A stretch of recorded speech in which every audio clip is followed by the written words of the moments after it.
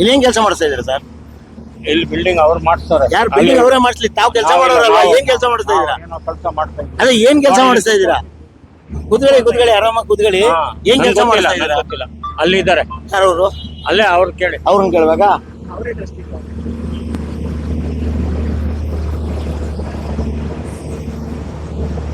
Sir ಏನ್ ಕೆಲಸ ಮಾಡಿಸ್ತಾ ಇದ್ದೀರಾ ಸರ್ ಇಲ್ಲಿ? ಅವ್ರನ್ನ ಕೇಳಿದ್ರೆ ನಿಮಗ್ ತೋರಿಸ್ತಾ ಇದಾರೆ. ಅಲ್ಲ ಅವ್ರನ್ನ ಕೇಳಿದ್ರೆ ನಿಮ್ ಕಡೆ ತೋರಿಸ್ತಾ ಇದಾರೆ ಬೆರಳು.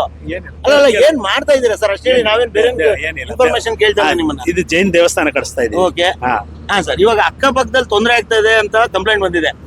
ಏನು ಈ ತರ ಡಿಗ್ ಮಾಡ್ತಾ ಇದಾರೆ, ಬೇಸ್ಮೆಂಟ್ ಲೆವೆಲ್ ಹೋಗಿದ್ದಾರೆ ಅಂತ. ಇದು ಪರ್ಮಿಷನ್ ಇದೆಯಾ ಸರ್? ಇದೆ ಸರ್. ಏನ್ ಪರ್ಮಿಷನ್ ಲೆಟರ್ ಇವಾಗ ನಿಮ್ಮ ಹತ್ರ ಇದೆಯಾ ಸರ್? ನಾವು ಇಲ್ಲಿ ಇಡಬೇಕಾಗಿಲ್ಲ, ಕಾಂಟ್ರಾಕ್ಟರ್ ಕೊಟ್ಟಿದ್ದೀವಿಲ್ಲ. ಅಲ್ಲ ಸ್ಯಾಂಕ್ಷನ್ ಲೆಟರ್ ಇದೆಯಾ? ಇದೆ ಪಕ್ಕ ಇದೆ. ಅಲ್ಲ ಅವ್ರು ಪರ್ಮಿಷನ್ ಕೊಟ್ಟಿದ್ದಾರೆ. ಯಾಕಂದ್ರೆ ಸರ್ ಇಷ್ಟು ದೊಡ್ಡ ಜಾಗದಲ್ಲಿ ಪರ್ಮಿಷನ್ ಮಾಡೋದಿಲ್ಲ. ಓಕೆ, ಎಷ್ಟು ಫ್ಲೋರ್ ಡೆಪ್ತ್ ಹೋಗ್ತಾ ಇದೀರಾ ಸರ್? ಯಾವ್ದು? ಇದು ಒಂದೇ ಫ್ಲೋರ್, ಒಂದು ಫ್ಲೋರ್ ಡೆಪ್ತ್ ಅಷ್ಟೇ ಬೇಸ್ಮೆಂಟ್. ಇದ್ರ ಬಗ್ಗೆ ಏನ್ ಹೇಳ್ತೀರಾ? ಕಾಂಪೌಂಡ್ ಬಿದ್ದೋಗಿರೋದು ಅವ್ರಿಗೆ ಮಾಡಿರೋದು ತಪ್ಪು ಮಾಡಿದ್ದಾರೆ. ಅವ್ರು ಪ್ಯಾರಾಫಿಟ್ ವಾಲ್ ಕಟ್ಟಿದಾರಲ್ಲ, ಅದ್ರೊಳಗೆ ಪಿಲ್ಲರ್ ಹಾಕ್ಲಿಲ್ಲ, ಹಂಗೆ ಒಂದು 3 ಫೀಟ್ ಪ್ಯಾರಾಫಿಟ್ ಕಟ್ಬಿಟ್ಟಿದ್ದಾರೆ. ಬಿಟ್ಬಿಟ್ಟಿದ್ದಾರೆ, ಕೆಳಗಡೆ ಕಾಂಕ್ರೀಟ್ ಹಾಕ್ಲಿಲ್ಲ. ಆ ಕಾಂಪೌಂಡ್ ಅವ್ರದ್ದು 3 ಫೀಟ್ ಡೆಪ್ತ್ ಹೋಗಿದೆ. ಅಲ್ಲಿ ನೋಡ್ಕೊಂಡ್ ಬಂದೆ, ಅಲ್ಲಿ ನಾನು ನೋಡ್ಕೊಂಡ್ ಬಂದೆ, ಅಲ್ಲಿ ಡೆಪ್ತ್ ಹೋಗಿದೆ. ನೀವು ಕಣ್ಣಿಂದ ಕ್ಯಾಮ್ರಾ ತಗೊಂಡ್ ಹೋಗ್ಬಿಟ್ಟು ನೋಡ್ಬೋದು, ಅಲ್ಲಿ ಚೆಕ್ ಮಾಡ್ಬೋದು. ನಾನು ಚೆಕ್ ಮಾಡ್ಕೊಂಡ್ ಬಂದೆ. ಅಲ್ಲಿ ಅವ್ರದ್ದು ಏನ್ ಮಾಡಿದ್ದಾರೆ, ಸ್ಯಾನಿಟರಿದು ಒಂದು ಚಾಂಬರ್ ಕಟ್ಟಿದ್ದಾರೆ. ಆ ಚಾಂಬರ್ಗೆ ಒಂದ್ ಸೈಡು ಸಿಮೆಂಟೇ ಮಾಡ್ಲಿಲ್ಲ, ಒಂದ್ ಸೈಡ್ ಇಂದ ಸಿಮೆಂಟೇ ಮಾಡ್ಲಿಲ್ಲ. ಇವಾಗ ಅವ್ರ ಕಾಂಟ್ರಾಕ್ಟ್ ಕರೆದಿದ್ದಾರೆ. ಆ ಕಾಂಟ್ರಾಕ್ಟರ್ ನಾನು ಹೇಳಿದೆ, ಯಾಕಪ್ಪ ಒಂದ್ ಸೈಡ್ ಇಂದ ಸಿಮೆಂಟ್ ಏನಕ್ಕೆ ಮಾಡ್ಲಿಲ್ಲ? ಯಜಮಾನ್ರು ಹೇಳಿದ್ರು ಮನೆಗೆಲ್ಲ ಬರ್ತಾ ಇದೆ, ಅರ್ಜೆಂಟ್ ಮುಗಿಸ್ಬೇಕು ಅಂತ. ಒಂದ್ ಸೈಡ್ ನನ್ನ ಚಾಂಬರ್ಗೆ ಹಾಕೋದು ಬಿಟ್ಬಿಟ್ಟೆ. ಎಷ್ಟು ದಿವಸ ಆಯ್ತು ವಾಸ ಮಾಡಿ? 6 ತಿಂಗಳು ಆಯ್ತು ವಾಸ ಮಾಡಿ. 6 ತಿಂಗಳಿಂದ ನಿಮ್ ಚಾಂಬರ್ ನೀರು ಎಲ್ಲಿ ಹೋಗ್ತಾ ಇದೆ? ಏನಾದ್ರು ಕ್ಯಾಪ್ ಕಟ್ಟಿದ್ರು ಇಲ್ಲ. ಇವಾಗ ಅವ್ರಿಗೆ ಇದು ಹಗಿಯುವಾಗ ನಮ್ಗೆ ಗೊತ್ತಾಯ್ತು, ಅವ್ರ ಚಾಂಬರ್ ನೀರು ನಮ್ ಬಿಲ್ಡಿಂಗ್ ಬೀಳ್ತಾ ಇದೆ. ಅವ್ರಿಗೆ ಹೇಳಿದೆ, ನಿಮ್ ಚಾಂಬರ್ ನೀರು ಇಲ್ಲಿ ಬೀಳ್ತಾ ಇದೆ, ಯಾಕಂದ್ರೆ ಅಲ್ಲಿ ನಿಮ್ ಚಾಂಬರ್ ಇದೆ, ರೆಡಿ ಮಾಡಿ.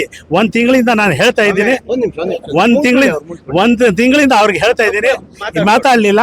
ಇವಾಗ ಅವ್ರು ನನ್ ಸಿಕ್ಕಿದ್ರು, ಅವ್ರಿಗೆ ಹೇಳ್ದೆ, ನೋಡಿ ಇದು ಏನು, ಇದು ಏನು, ನೀವು ದೇವರು ನೀವು ಪುಣ್ಯ ಮಾಡಿದೀರಾ, ಇಷ್ಟಿಗೆ ನಿಮ್ಗೆ ಗೊತ್ತಾಯ್ತು. ಇದಿಲ್ಲಾದ್ರೆ ನಾವು ಕಟ್ಟಿದ್ಮೇಲೆ ನಿಮ್ ನೀರು ನಿಮ್ ಪಾಯ ಒಳಗೆ ಹೋಗಿ 6 ತಿಂಗಳೇ ಆಗಿದ್ಮೇಲೆ ನಿಮ್ ಬಿಲ್ಡಿಂಗ್ ಬೀಳ್ತಾ ಇತ್ತು. ಅಂದ್ರೆ ಇವಾಗ ನೀವ್ ಹೇಳ್ತಿರೋದು, ನೀವು ಮಾಡ್ತಿರೋದು ಏನು ತಪ್ಪಿಲ್ಲ, ನಮ್ಮಿಂದ ತೊಂದರೆ ಬರಲಿಲ್ಲ. ಆ ಕಡೆ ಕೇಳಿ, ನಾವು ಈ ಮೈಕ್ರೋ ಫೈಲ್ ಇವಾಗ ಅಕ್ಕಪಕ್ಕ ತೊಂದರೆ ಬರಬಾರ್ದು ಅಂತ 40 ಲಕ್ಷ ಖರ್ಚು ಮಾಡಿ ಮೈಕ್ರೋ ಫೈಲ್ ಏನಕ್ಕೆ ಮಾಡ್ತಾ ಇದ್ದೀವಿ?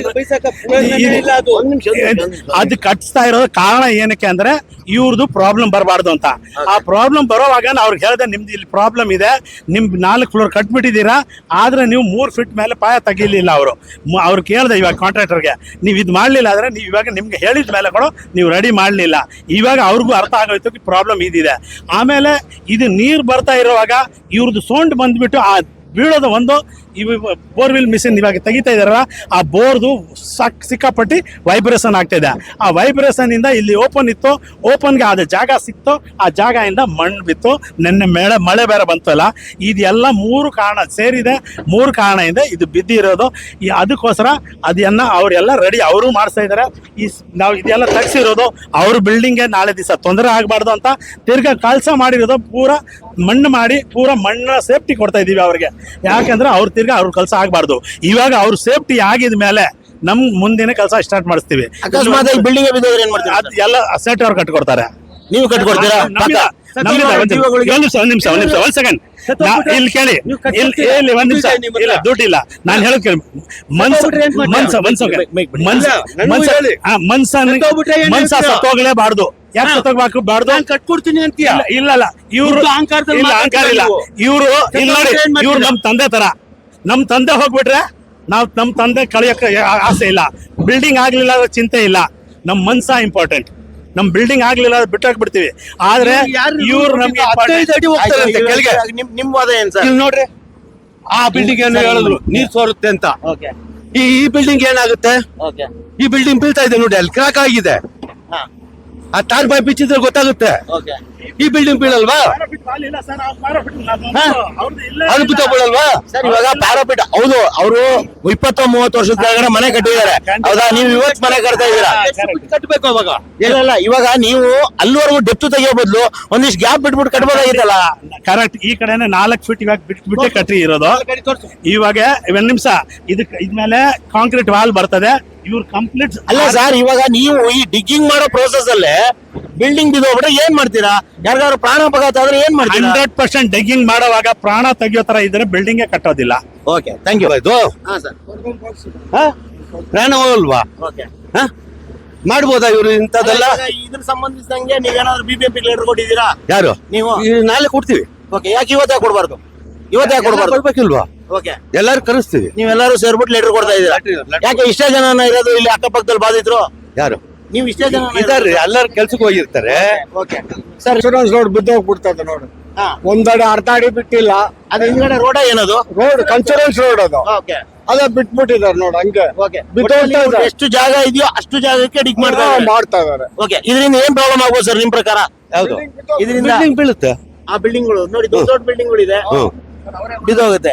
ಇವಾಗ ಇಷ್ಟು ದೊಡ್ಡ ಬಿಲ್ಡಿಂಗ್ ಇದೆ ನಿಮ್ದು, ಇದು ಬಿದ್ದೋದ್ರೆ ಏನ್ ಸರ್? ಎಷ್ಟು ಜನ ಇಲ್ಲಿ ವಾಸ ಮಾಡ್ತಾ ಇದಾರೆ? ಏನ್ ಕಥೆ ಇದು? ಅದೇ ಸಾಯ್ತಾರೆ ಅಂತ ಹೇಳಿದ್ದು ಅವನಿಗೆ. ಹಾ, ಅವ್ರು ದುಡ್ಡು ಅಹಂಕಾರದಲ್ಲಿ ಮಾತಾಡ್ತಾ ಇಲ್ವಾ ಮನ್ಸ? ಓಕೆ ಸಾಯ್ತಾರೆ ಅಂತ ನಾನು ಮಣ್ಣು ಹಾಕಿ ಮುಚ್ಚು ಅಂತ ಇದ್ದೀನಿ. ಹಾ, ಮಾಡ್ತಾ ಇಲ್ಲ ಅವನು. ಓಕೆ ನಾವ್ ಇಲ್ಲಿ ನಿಂತ್ಕೊಂಡು ಮಾಡಿಸ್ ಕೂತಿದೀವಿ. ಎಷ್ಟು ಹೊಟ್ಟೆ ಉರಿತದೆ ನಮ್ಗೆ. ಹೌದು. ಎಷ್ಟು ವರ್ಷ ಸರ್ ಬಿಲ್ಡಿಂಗ್ ನಿಮ್ದು ಇದು? ಯಾವ್ದು ಇದು ಇದು 22 ವರ್ಷ ಆಯ್ತು. 22 ವರ್ಷದ ಬಿಲ್ಡಿಂಗ್. ಶಕ್ತಿ ಒಂದ್ ಸ್ವಲ್ಪ ಆದ್ರೂ ಕುಂದಿರುತ್ತೆ ಅಂತೀರಾ ಅಲ್ವಾ? ಹೌದೌದು. 22 ವರ್ಷದ ಕೆಳಗಡೆ ಏನ್ ಹಾಕಿರ್ತೀರೋ ಅವತ್ತಿಗೆ ಓಕೆ. ಹೌದೌದು. ಇವತ್ತಿಗೆ ಒಂದ್ ಸ್ವಲ್ಪ ಶಕ್ತಿ ಕಮ್ಮಿ ಆಗಿರುತ್ತೆ. ಬಿಲ್ಡಿಂಗ್ ಬೇರೆ ದೊಡ್ಡದಿದೆ. ಇಲ್ಲ ಇದು ಕನ್ಸ್ಟ್ರಕ್ಷನ್ ಬಂದ್ಬಿಟ್ಟು ಫುಲ್ ಫೌಂಡೇಶನ್ ಮಾಡಿ Okay. ಫುಲ್ ಮ್ಯಾಟ್ ಹಾಕಿಸಿ ಮಾಡಿರೋದು. ಓಕೆ ನಾವು ಬಿಲ್ಡ್ರು ನಾವು. ಓಕೆ, ಬಿಲ್ಡರ್ ಅಂದ್ರೆ ನಿಮ್ಗೆ ಗೊತ್ತಿರುತ್ತೆ ಸರ್. ಇವಾಗ ಈ ತರ ಬಿಲ್ಡಿಂಗ್ ಕಟ್ಟೋದು ಎಷ್ಟು ಸರಿ? ಸರ್ ಇದನ್ನ ಒಂದು 100 ಸತಿ ಹೇಳಿದ್ದೀನಿ ನಾನು. ಹಾ, ಹಿಂಗ ಆಗಿಬೇಡ್ದು. ಹಾ. ಇದನ್ನ ಏನ್ ಮಾಡಿ ಅಲ್ಲಿಂದ 6 ಅಡಿ ಬಿಡ್ರಿ, ಬಿಟ್ಬಿಟ್ಟು 15 ಅಡಿಗೆ ಸೈಡ್ ವಾಲ್ ಫಸ್ಟ್ ಫಿನಿಶ್ ಮಾಡ್ಬೇಕು. ಆವಾಗ ಇದಕ್ಕೆ ಸಪೋರ್ಟ್ ಆಗೋದು. ನೀವು ಸೆಲ್ಲರ್ ತೆಗಿಬೇಕಂದ್ರೆ ಅಂತ ಹೇಳಿದ್ರೆ ಯಾವ್ದೋ ಒಂದು ಪೈಪ್ ಹಾಕಿದ್ರು ಮಿಸ್ ಕಟ್ಬಿಟ್ಟು ಅದ್ರ ಮೇಲೆ ಸುಮ್ನೆ ಸ್ಪ್ರೇ ಮಾಡ್ಬಿಟ್ಟಿದ್ದಾರೆ. ಓಕೆ, ಇದು ಇದು ಇದು ಯಾವ ಏರಿಯಾ ಮತ್ತು ಯಾವ ರೋಡ್ ಸರ್ ಇದು? ಶ್ರೀರಾಮ್ಪುರ 5ನೇ ಕ್ರಾಸು. ಓಕೆ, ಇಲ್ಲಿ ಸಂಬಂಧಿಸಿದಂತ MLA ಅವ್ರು ಸುರೇಶ್ ಕುಮಾರ್ ಅವ್ರು ಹೇಳಿದೀರಾ? ಸುರೇಶ್ ಕುಮಾರ್ ಹಾ, ಹೇಳಿದೀರಾ? ಅವ್ರಿಗೆ ತಿಳಿಸಿದ್ರ ವಿಷಯನ? ನೀವು ಅರ್ಥ ಮಾಡ್ಕೊಳ್ಳಿ. ಸೇಟುಗಳು ಅಂದ್ರೆ ಏನು? ಸೇಟುಗಳು ಅಂದ್ರೆ ಏನು? ಓಟು. ಓಕೆ, ಶ್ರೀರಾಮ್ಪುರದ 5ನೇ ಅಡ್ಡ ರಸ್ತೆಯಲ್ಲಿರುವಂತಹ ಒಂದು 9,000 ಸ್ಕ್ವೇರ್ ಫೀಟ್ ಸುತ್ತಳತೆಯ ಒಂದು ಸೈಟ್ ಅಲ್ಲಿ ಜೈನ ಒಂದು ಪ್ರವಾಸಿ ಮಂದಿರ ಅಥವಾ ಒಂದು ಚೌಟ್ರಿಯನ್ನ ಕಟ್ಟುವಂತಹ ಕಾಮಗಾರಿ ನಡೀತಾ ಇದೆ. ನೋಡ್ಬೋದು ನೀವು ವಿಡಿಯೋದಲ್ಲಿ. ಇಲ್ಲಿ ತೋರಿಸಿ, ಅಲ್ಲಿ ನೋಡಿ, ಅಲ್ಲಿ ಒಂದು ಪಕ್ಕದಲ್ಲಿ ಒಂದು ದೊಡ್ಡ ಬಿಲ್ಡಿಂಗ್, ಸುಮಾರು ಒಂದು 6 ಫ್ಲೋರ್ನ ಒಂದು ಕಟ್ಟಡ ಇದೆ. ಸುಮಾರು 22 ವರ್ಷ ಆಯ್ತಂತೆ ಆ ಕಟ್ಟಡ ಕಟ್ಟಿ. ಅಲ್ಲಿ ಪಕ್ಕದಲ್ಲೇ ಒಂದು ಅರೌಂಡ್ ಒಂದು 15 ಅಡಿಯಷ್ಟು ಆಳಕ್ಕೆ ಹೋಗಿ ಮಣ್ಣು ತೆಗಿತಾ ಇದ್ದಾರೆ. ಇಷ್ಟು ಆಳಕ್ಕೆ ಹೋದಾಗ ಆ ಒಂದು ಕಟ್ಟಡಕ್ಕೆ ತೊಂದರೆ ಆಗುತ್ತೆ. ಈ ರೀತಿಯ ಒಂದು ಕಾಮಗಾರಿಗಳು ಮಾಡೋದ್ರಿಂದನೇ ಇವತ್ತು ಸರ್ಕಾರವು ಮತ್ತು BBMP ಆಗಿರ್ಬೋದು, GBA ಆಗಿರ್ಬೋದು, ಯಾವುದೇ ಒಂದು ಮುತುವರ್ಜಿ ವಹಿಸದೆ ನಿರ್ಲಕ್ಷ್ಯ ವಹಿಸೋದ್ರಿಂದ ಅಕ್ಕಪಕ್ಕದ ಬಿಲ್ಡಿಂಗ್ ಬೀಳುತ್ತೆ. ಇದನ್ನ ನೋಡಿ ಅಲ್ಲೆಲ್ಲೋ ಕೂತಂತ ಸುಪ್ರೀಂ ಕೋರ್ಟ್, ಹೈಕೋರ್ಟ್ ನ ಜಡ್ಜ್ಗಳು ಓಸಿ ತಾಮನಿ, CC ತಾಮನಿ ಅಂತ ಇಲ್ಲ ಸಲ್ಲದ ಒಂದು ಕಾನೂನುಗಳನ್ನ ಏರೋಕೊಡ್ತಾರೆ.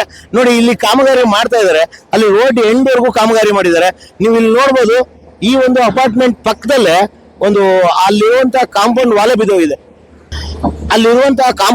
ಬಿದ್ದೋಗಿದೆ. ನಾಳೆ ದಿನ ಆ ಬಿಲ್ಡಿಂಗ್ ಬೀಳಲ್ಲ ಅಂತ ಏನ್ ಗ್ಯಾರಂಟಿ? ಇಲ್ಲಿ ಪಕ್ಕದಲ್ಲಿ ಇಲ್ಲಿ ನೋಡ್ಬೋದು, ಸುಮಾರು ಒಂದು 30-35 ವರ್ಷದ ಒಂದು ಹಳೆ ಕಟ್ಟಡ ಇಲ್ಲೊಂದಿದೆ. ಅದ್ರ ಎಡ್ಜೋರ್ಗೂ ತೆಗೆದಿದ್ದಾರೆ. ಅಲ್ಲಿಗೆ ಹೇಳ್ತಾರೆ ಪ್ಯಾರಾಪೆಟ್ ವಾಲ್ ಕಟ್ಟಿಲ್ಲ ಅಂತ. 30-35 ವರ್ಷದ ಕೆಳಗಡೆ ಯಾವ ಪ್ಯಾರಾಪೆಟ್ ವಾಲ್ಗಳು ಇದ್ದಿಲ್ಲ. ಅವತ್ತಿನ ಕಾಮಗಾರಿಗಳು ಏನು ಮಾಡಕ್ ಆಗ್ತಿದ್ದಿಲ್ಲ. ಮುಂದುವರೆದಾಗಿ ಫುಟ್ಪಾತ್ ಸಹ ಒತ್ತುವರಿಯಾಗಿದೆ. ಎಷ್ಟು ತೆಗ್ದಿದ್ದಾರೆ ನೋಡಿ ಫುಟ್ಪಾತ್. ನೋಡಿ, ಫುಟ್ಪಾತ್ ನ ಒತ್ತಿದ್ದಾರೆ. ಆಲ್ಮೋಸ್ಟ್ ರೋಡ್ಗೆ ಬಂದಿದ್ದಾರೆ ಅಂದ್ರೆ ತಪ್ಪಾಗ್ಲಿಕ್ಕಿಲ್ಲ. ನೋಡಿ, ಅಲ್ಲಿ ಮಣ್ಣು ಹಾಕಿ ಮುಚ್ಚುವಂತ ಕೆಲಸ ಮಾಡ್ತಾ ಇದ್ದಾರೆ.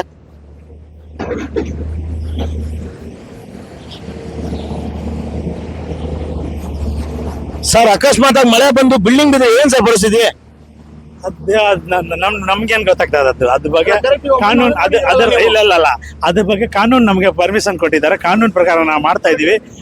ಪ್ರಾಬ್ಲಮ್ ಹೇಳಿದ್ರೆ ಇವ್ರಿಗೆ ಪಕ್ಕದ ಬಿಲ್ಡಿಂಗ್ ಯಾವ ಬಿಲ್ಡಿಂಗ್ ಅವರು ಸರ್ ನೀವು ಸರ್ ಹೇಳಿ ಸರ್ ಏನ್ ಸರ್ ಪ್ರಾಬ್ಲಮ್ ನಿಮ್ದು ಅಲ್ಲ ಏನ್ ನಾನು ಹೇಳೋದು ಅದು ಅಗ್ದಿದ್ದಾರೆ ಓಕೆ ಅಲ್ಲಿಗೆ ಏನಾಗಿದೆ ಅದು ಅಗದ ಮೇಲೆ ಅದು 10-12 ಅಡಿ ಇದೆ 12 ಅಡಿ ಅಲ್ಲಿ ಹಾಕಿದ್ದಾರೆ. ಕಟ್ಕೊಡ್ತೀನಿ ಅಂತ ಸತ್ತೋಗ್ಬಿಟ್ರೆ ಅವ್ನು ಕೊಡ್ತಾನೆ ಸ್ವಾಮಿ ಇವ್ರನ್ನೇ ಕೇಳಿ ಕೊರೋನಾ ಟೈಮಲ್ಲಿ 60 ಲಕ್ಷ ರೂಪಾಯಿ ಕಿಟ್ಗಳು ಕೊಟ್ಟಿದ್ದೀನಿ ಕೊಟ್ನಾ ಇಲ್ವನಪ್ಪ 60 ಲಕ್ಷಕ್ಕೆ ಕಿಟ್ಗಳು ಕೊಟ್ಟಿದ್ದೀನಿ ನಾನು ಈ ಮನ್ಸ ದುಡ್ಡಿದೆ ಅಂತ ಅಹಂಕಾರದಲ್ಲಿ ಬಿಲ್ಡಿಂಗ್ ಬಿದ್ರೆ ಕಟ್ಕೊಡ್ತೀನಿ ಅಂತಾನೆ ತೋರ್ಸ ಅವ್ರದ್ದು ನೀವು ಸೆಲ್ಲರ್ ಕಟ್ಟಬೇಕು ಹೆಂಗಿದೆ ನಾರ್ಮಲ್ ಆಗಿ ಎಲ್ಲ ನಾವೆಲ್ಲ ಹೆಂಗ್ ಕಟ್ಟಿದ್ವಿ ಆ ತರ ಕಟ್ಟಿದ್ವಿ. ಇದು ಇವತ್ತೆಲ್ಲ ನಾಳೆಗೆ ನಮ್ಗೆ ಇದು ಮಣ್ಣು ಸ್ಟ್ರೆಂತ್ ಇಲ್ಲ ಹೇಳ್ತಾ ಇರೋ ಅವ್ರ ಅದ್ರ ತಲೆಗೆ ಹಾಕೊಂತ ಇಲ್ಲ. ಸರ್ ಇವಾಗ ನೀವು ಇದಕ್ಕೆ ಸಂಬಂಧಿಸಿದಂಗೆ ಬಿಬಿಎಂಪಿ ಏನಾದ್ರು ಲೆಟರ್ ಕೊಟ್ಟಿದ್ದೀರಾ ಇವಾಗ ತಾನೇ ಆಗಿರೋದು. ಓಕೆ ಇವಾಗ ಬಿದ್ದೋಗಿರೋದು ಇವಾಗ ಓಕೆ ಇವಾಗ ಹೋಗ್ತಾ ಇದ್ದಾರೆ ಬಿಬಿಎಂಪಿ ಲೆಟರ್ ಇಲ್ಲ ಇಲ್ಲ ನೋಡ ಅವ್ರೆ ಮಾತಾಡೋಣ ಇಲ್ಲ ಎಲ್ಲ ತೆಗಿದು ಪ್ಯಾಕ್ ಮಾಡ್ಲಿ ಅರ್ಜೆಂಟ್ ಆಗಿ ಓಕೆ ಆಮೇಲೆ ಅದ್ ಮಾತಾಡೋಣ. ಎಸ್ ಸರ್ ಎಷ್ಟು ವರ್ಷ ಆಯ್ತು ನಿಮ್ ಬಿಲ್ಡಿಂಗ್ ಕಟ್ಟಿ ಹೋದ್ ವರ್ಷದ್ರು ಇನ್ನ ಈ ಕರೆಂಟ್ ಕೊಟ್ಟಿಲ್ಲ ನಮ್ಗೆ. ಇನ್ನೂ ಒಂದು ವರ್ಷನೂ ಒಂದ್ ಆಗಿಲ್ಲ ವರ್ಷನೂ ಆಗಿಲ್ಲ ಬಂದ 6 ತಿಂಗಳ 5 ತಿಂಗಳ ಆಯ್ತು ಅಷ್ಟೇ ನಾವು. ಓಕೆ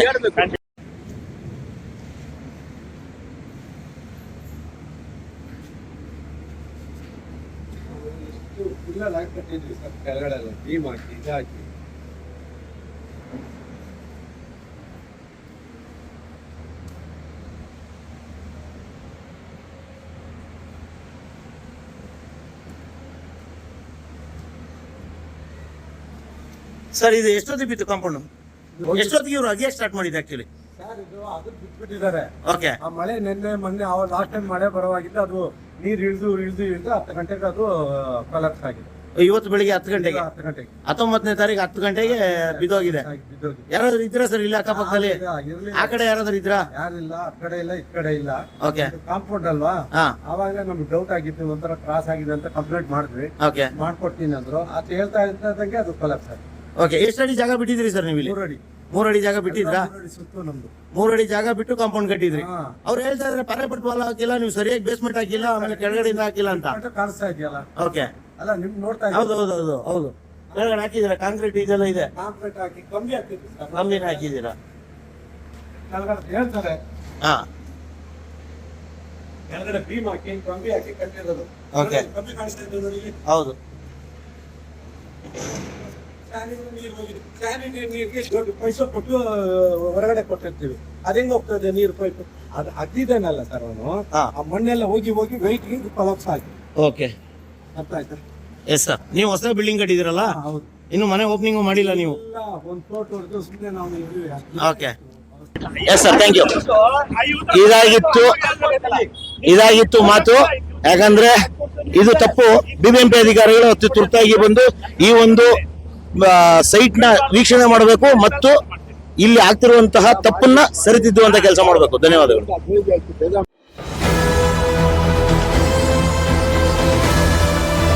ನಿಮ್ಮ ವಾಣಿ ಇದು ಕನ್ನಡಿಗನ ಧ್ವನಿ.